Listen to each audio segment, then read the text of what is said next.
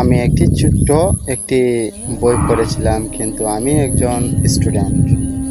সেখানে জানতে পারলাম এই জীবনটাই একমাত্র একমাত্র ঝুঁকির মধ্যে পড়ে আছে।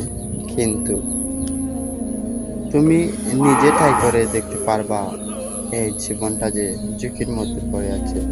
বালিশের মধ্যে রাত্রে ঘুমানোর সময় চোখটা মুজে আপনি একটাবার ভাবেন, যদি এই সময়খানে আমার আজরাইল এসে নিয়ে যায়, আমি আর কি এই পৃথিবীতে বেঁচে থাকবো?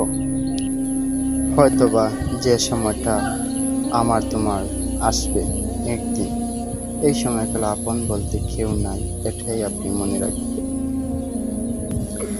হাদিসের মধ্যে দেখেছি, আহা, আপন বলতে তোমার কেউ হবে না। যেদিন তুমি মৃত্যুবরণ করবে, ওই দিন তোমাকে সবাই কবরে কাফন দাফন করবে। এরপর থেকে তোমার কবরের জিন্দেগি শুরু হয়ে যাবে। কিন্তু আর কেউ দেখতে যাবে না, আর কেউ আপনাকে ডাকবে না, আর কেউ আপনার খবরও যোগাযোগ নেবে না। কিসের জন্য?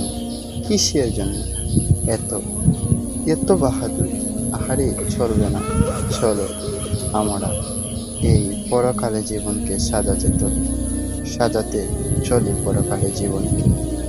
এই ইহকালের জীবন আমাদের জন্য কিছুই না, একমাত্র শূন্যময়, একমাত্র শূন্যময়। আমার এই ইহকালে পরকালের জন্য আমল করতাম, এই ইহকালে পরকালের জন্য আমরা এই জীবনটা সাজাতাম, আমল সব কিছু করব।